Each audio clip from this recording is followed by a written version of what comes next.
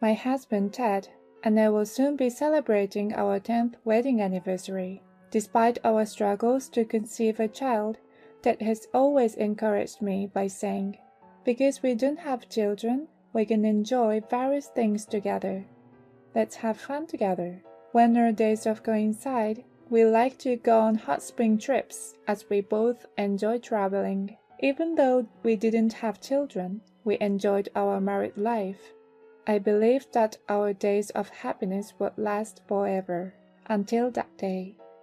I work in an office at a nursing home. That day, like always, I was working from the morning. During work, I was thinking about making fried noodle with cabbage and bean sprouts for that night. That's when it happened. "Mary!" Suddenly, I was called by the director in a loud voice. Thinking I made some mistake at the response of the director's call. "Yes," I immediately replied, but I couldn't help but feel tensed. As I was heading towards him, he, looking panicked, ran towards me. "It's terrible! Your husband... What happened? Your husband collapsed at his workplace. You shouldn't work anymore, and go to the hospital right now." I hurriedly got in my car and headed for the hospital. While driving, my heart was pounding continuously. I said to him, "See you later," and this morning as usual, I was driving in tears, pleading, "Please be safe, please." The distance to the hospital, which was only 15 minutes away, felt incredibly long for some reason. Upon arriving at the hospital, I ran to the reception desk. I was led to the designated treatment room. "Ted!" Even if I kept shouting, my voice didn't reach him. It was already too late.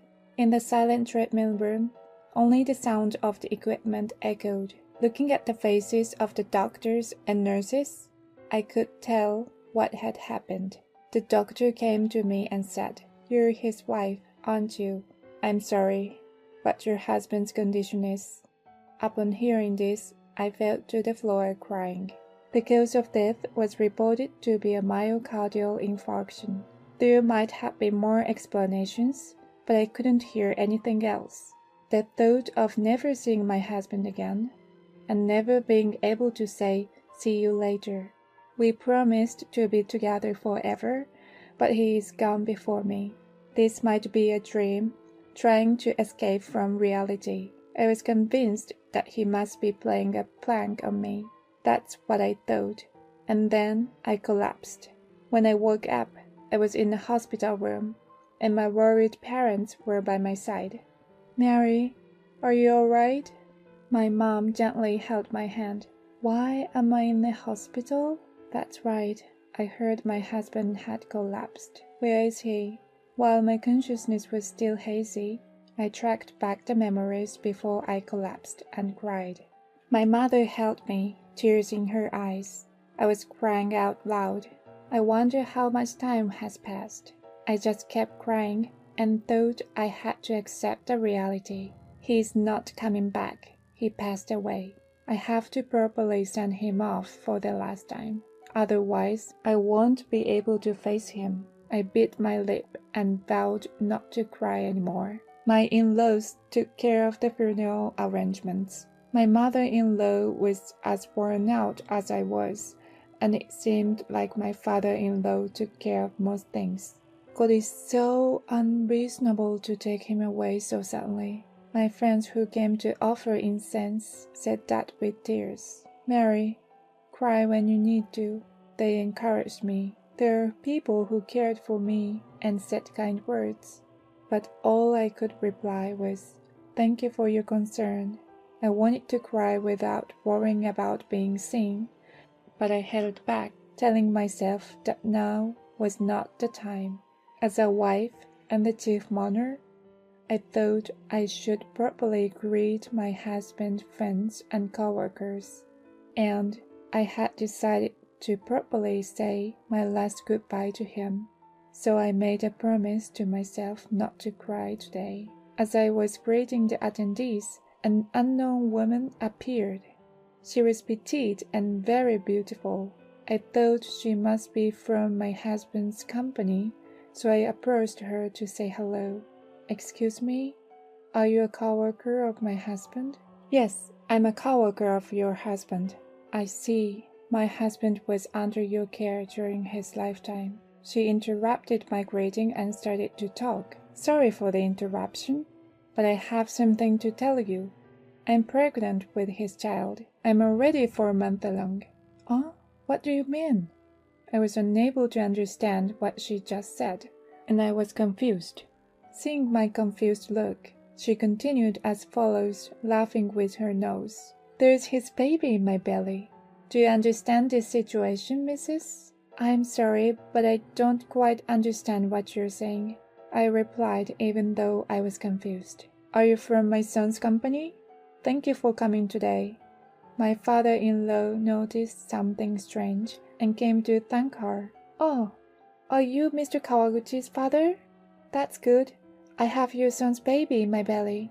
I came to explain this while offering incense. She speaking loudly. Her voice echoed in the quiet hall, causing a stir. My father-in-law was upset by her crazy statement and said, What are you talking about?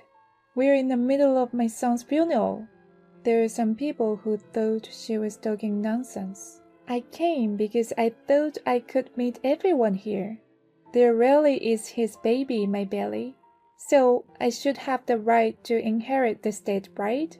Everyone was shocked and speechless at the unexpected announcement. We're in the middle of a funeral right now. It's not the time to talk about inheritance. Stop it! What's your intention? My husband's boss intervened when he heard the commotion. Is this house part of the inheritance too?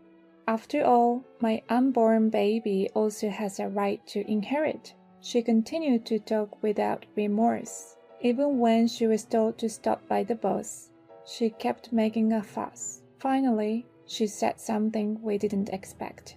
We are deeply in love. He said he wanted to divorce and be with me. He asked me to wait for a while until the divorce. The baby in my belly is the proof of our love. She started to shout so that everyone could hear. My mother-in-law noticed the commotion and came. What is this commotion about? The woman approached her, rubbing her belly. The only grandchild your daughter-in-law couldn't have is in my belly. Be happy, will you? With smiling. My mother-in-law was also surprised and fell silent. Seeing this, I started to think. I wondered if my in-laws, who wanted to see their grandchild, might be swayed by the woman's words. But my father-in-law yelled at her with anger. We're in the middle of a funeral. Consider the feelings of those around you. Get out of here right now. He was filled with anger. What did you say? She was startled by the father-in-law's yell. It seemed she thought that if she said she had a grandchild in her belly, she would be more acceptable than me, who could not have children. And then she continued to yell. Why are you yelling? You don't need a daughter-in-law like this, do you? Isn't it worthless if she can't even have your grandchild? Do you think you're a suitable one? It's all your fault. She tried to grab hold of me. However, she was quickly restrained by the people around and was unable to move. Stop it! I'm pregnant. Let go! Don't touch me, my mother-in-law said. Is the baby real my son's? If so, we need to divide inheritance. That's right. Oh, mother, you're quick to understand. She brightened her eyes. But in order to inherit, we need a DNA test. With our son gone, we don't have any other way to confirm. Are you okay with that? Is the child really my son's? My mother-in-law asked her with a smile, saying, We don't need a DNA test. We are truly in love. She was shaking. You're shaking. Are you all right? Is something wrong? My mother-in-law drew near her with a cold look. The woman's face began to turn red. My mother-in-law's face changed, and she said forcefully, You've caused a commotion during the funeral. Do you understand what happens if it turns out the baby is not my son's? At the mother-in-law's strong words, the woman fell silent and finally began to cry. But we're in love, truly. She still keeps saying crying. Enough. Crying won't help. My son could never have loved someone like you. I know how much he loved his wife.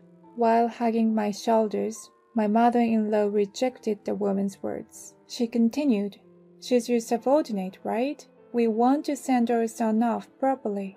Can you please take her away?" My husband's boss forcibly took the woman away. The funeral proceeded as planned and ended safely. When the cremation was done and the bones were put in place, I finally felt that my husband was no longer in this world. I cried alone, looking at the photos of my husband, holding back the feelings I had been keeping for a long time. Later, my husband's boss visited my house to apologize again about the woman. From what I heard, it seemed she had a one-sided affection for my husband. Ignoring the eyes of others, she firstly pursued my husband. She sat next to him at drink parties, and her approaches to my husband were extremely aggressive.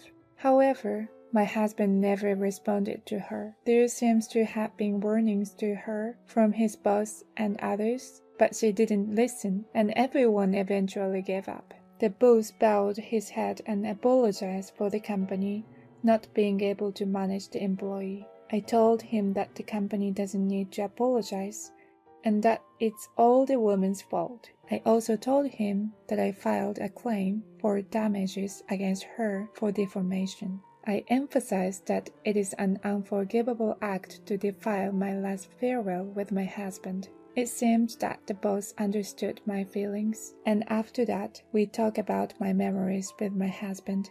His boss, tears welling up in his eyes, said, "He was always talking about you. He may not remember himself, but when he got drunk, he'd immediately start bragging about his beloved wife. You're really lucky to be loved so much." No. I feel like I was given a husband who is too good for me, I replied, my voice trembling. Later on, my mother-in-law told me that the woman was indeed pregnant. However, it seems that the baby was not my husband's. She had relationships with various men and admitted to purposefully getting pregnant. She thought that if she created a commotion claiming that the child was my husband's, we would surely divorce.